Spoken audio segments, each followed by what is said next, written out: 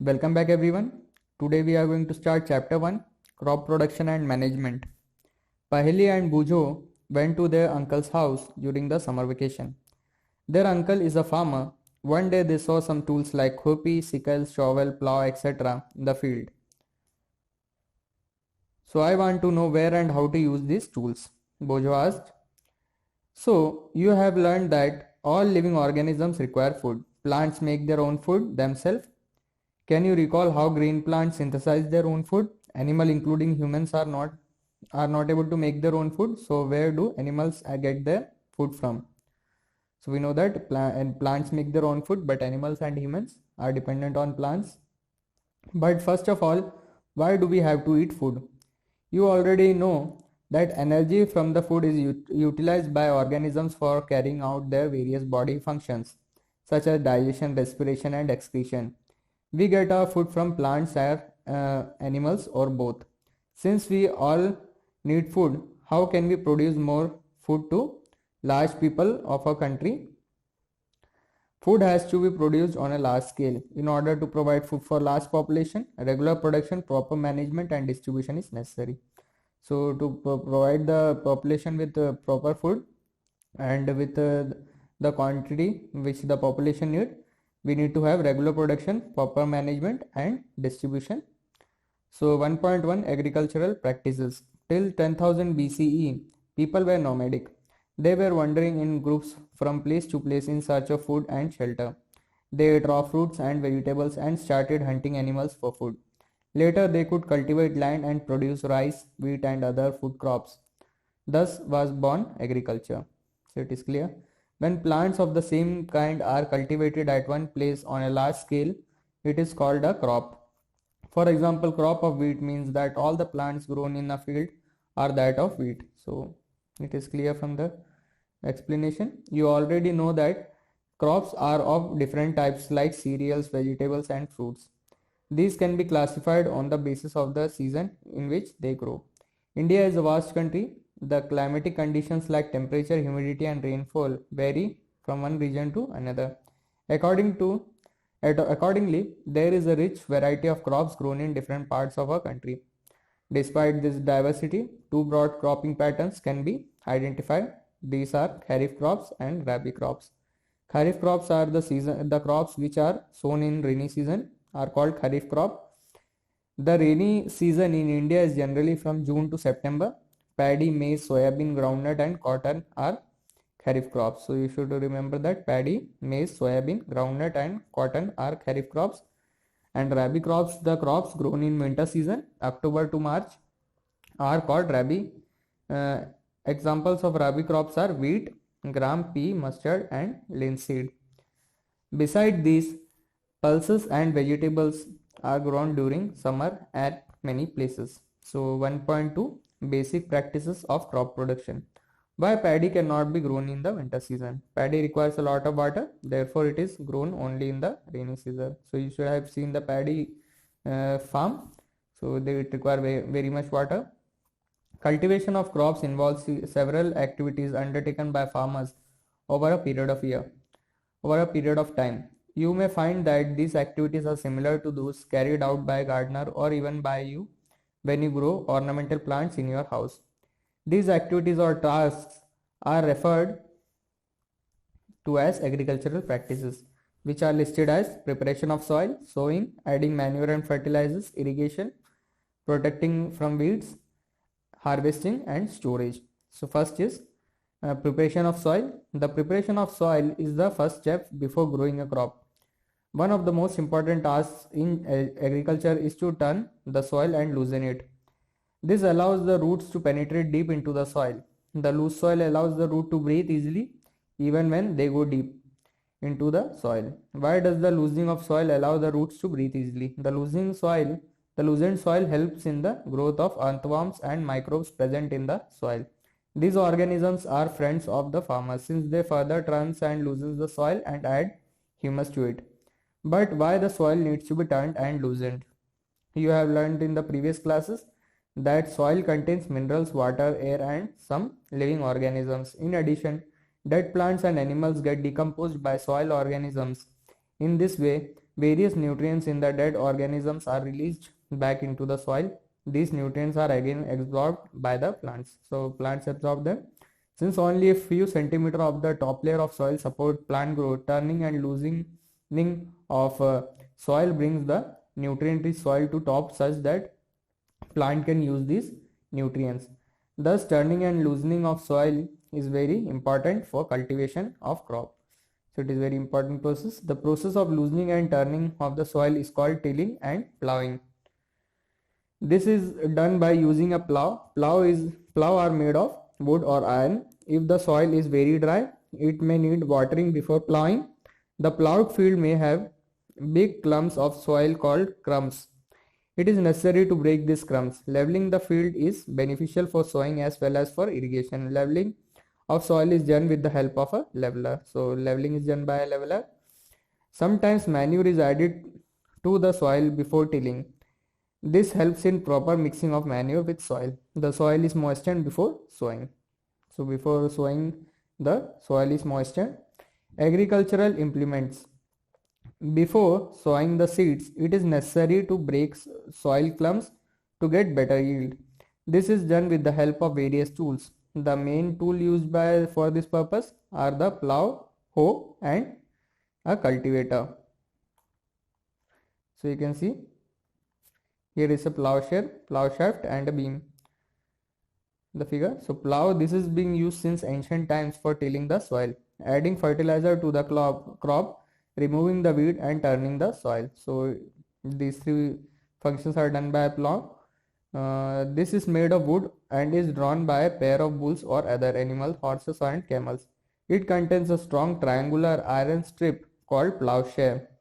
The main part of the plow is a long log of wood which is called a plow shaft. There is a handle in one end of the shaft.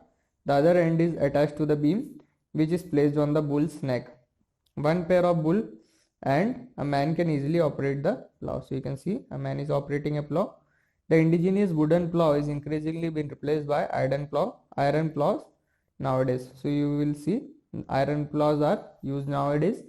Hoe, it is a simple tool which is used for removing weeds and for loosening the soil. It has a long rod of wood and iron. A strong, broad and bent plate of iron is fixed to one end of its end and works like a blade. It is pulled by animal. So you can see a hoe here. There is a bent plate. There is a grip and handle and it is a beam. Cultivator. Nowadays plowing is done by tractor driven cultivators. The use of cultivator save labor and time. So you can see a cultivator is being driven by a tractor. 1.4 Sowing. Sowing is an important part of crop production. Before sowing, good quality, clean and healthy seeds of good variety are selected. So before sowing, a healthy seed with clean and healthy seeds for good variety are selected. Farmers prefer to use seeds which give high yield. So farmers use good seeds because they produce high yield.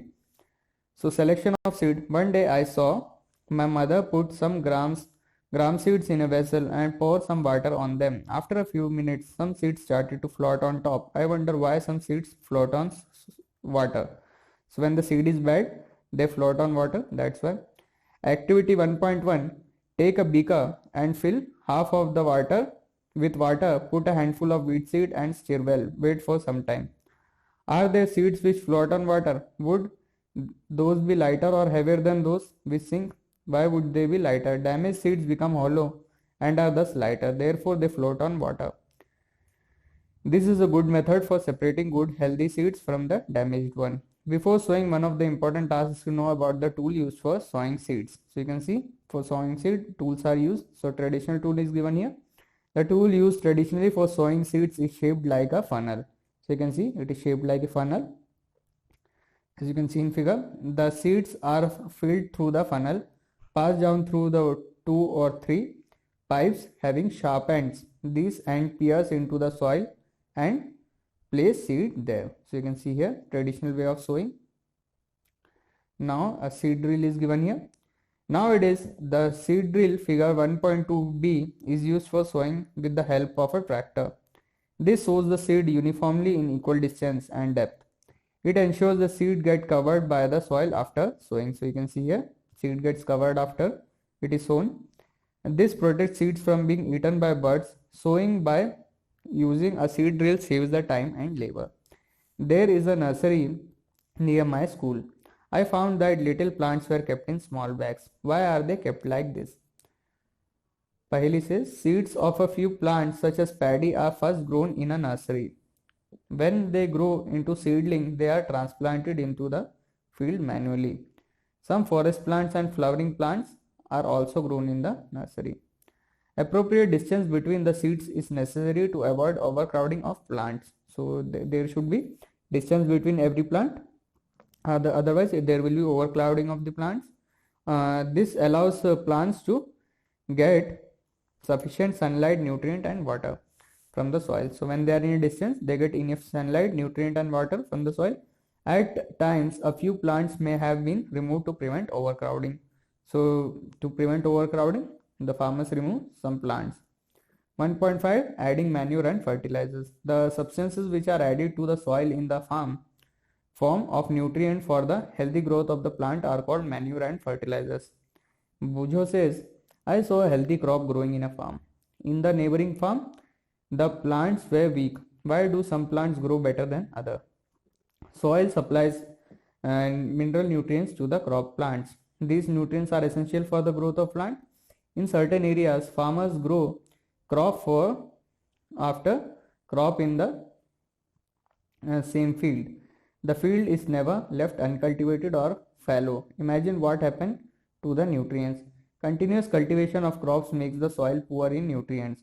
Therefore, farmers have to add manure to the field to replenish the soil with nutrients. This process is called manuring. Improper or insufficient manuring results in weak plants. So we know that we get the idea that when there is improper and insufficient manuring, weak plants are the result. Manure is an organic substance obtained from the decomposition of plant and animal waste.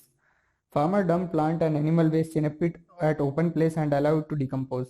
The decomposition is caused by some microorganisms. The decomposed matter is used as organic manure. You have already learnt about this in vermicomposting in class 6th. So activity 1.2. Take moong or gram seeds and germinate them. Take 3 equal size seedlings. Take 3 empty glass or similar vessels. Mark them A, B and C. To glass A, add little amount of soil mixed with a little cow dung manure. In glass B, put the same amount of soil mixed with a little urea. Take the same amount of soil in glass 3 without adding anything. Now pour the same amount of water in each of the glass and plant the seedlings in them. Keep them in a safe place and water them daily. After 7 to 10 days, observe their growth. So you can see, first is preparation of the experiment. They are preparing the experiment, and in B, growing seedlings with manure and fertilizers. So you can see the growth in ABC. Did plants in all the 3 glasses grow at the same pace? Which glass showed better growth of plant? In which glass was the growth faster? Fertilizers are chemicals which are rich in particular nutrient. How are they different from manure? Fertilizers are produced in factories. Some examples of fertilizers are urea, ammonium sulfate, super phosphate, potash, NPK, nitrogen, phosphorus, potassium. The use of fertilizers has helped farmers to get better yield of crops such as wheat, paddy and maize, but excessive use of fertilizer has been made the soil less fertile. So if we use fertilizers in excess, the soil loses fertility. Fertilizer has also become a source of water pollution. Therefore, in order to maintain the fertility of the soil, we have to substitute fertilizers with organic manure or leave the field uncultivated, fallow in between 2 crops. The use of manure improves soil texture as well as its water retaining capacity. It replenishes the soil with nutrients. So manure is a better option. Another method of replenishing the soil with nutrients is through crop rotation. This can be done by growing different crops alternatively. Earlier, farmers in North India used to grow legume as fodder in one season and wheat in the next season. This helped in the replenishment of the soil with nitrogen. Farmers are being encouraged to adopt this practice. In the previous classes, you have learnt about rhizobium bacteria. These are present in the nodules of roots of leguminous plants. They fix atmospheric nitrogen. So you can see here is a difference between um, fertilizer and manure. So you can see fertilizer first. Fertilizer is a man-made inorganic salt. Manure is a natural substance obtained from decomposition of cattle dung and plant residues. Second, fertilizer is prepared in factories. Manure can be prepared in the field. Fertilizer does not provide any humus to the soil. Manure provides a lot of humus to the soil. Fertilizers are very rich in plant nutrients like nitrogen, phosphorus and potassium. Manure is relatively less rich in plant nutrients. Table 1.1 gives the difference between a fertilizer and manure.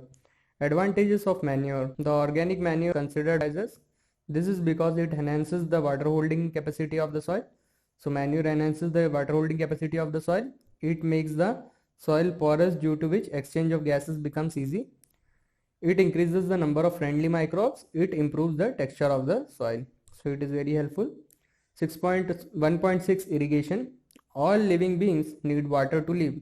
Water is important for proper growth and development. Water is absorbed by the plant roots.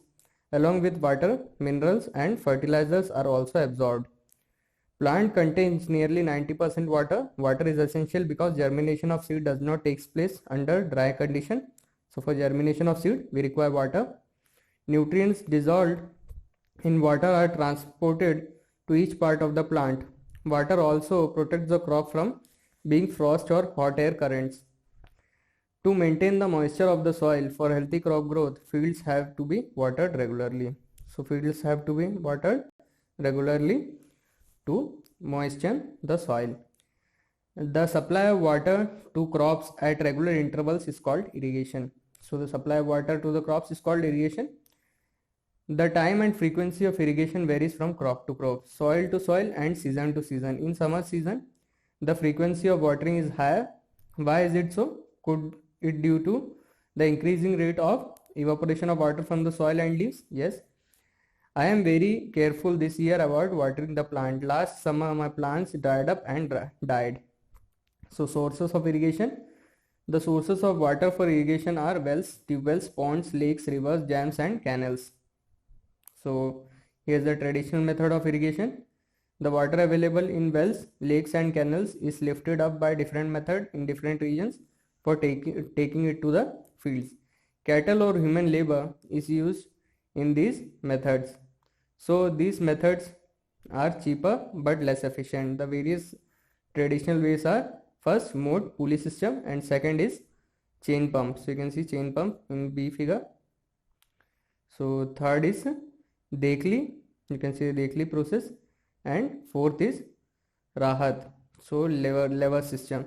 So pumps are commonly used for lifting water. Diesel, biogas, electricity and solar energy is used to run these pumps. So you can see here modern methods of irrigation. Modern methods of irrigation help us to use water economically. The main method used are as follows. So sprinkler system is there. This system is more useful on the uneven land where sufficient water is not available.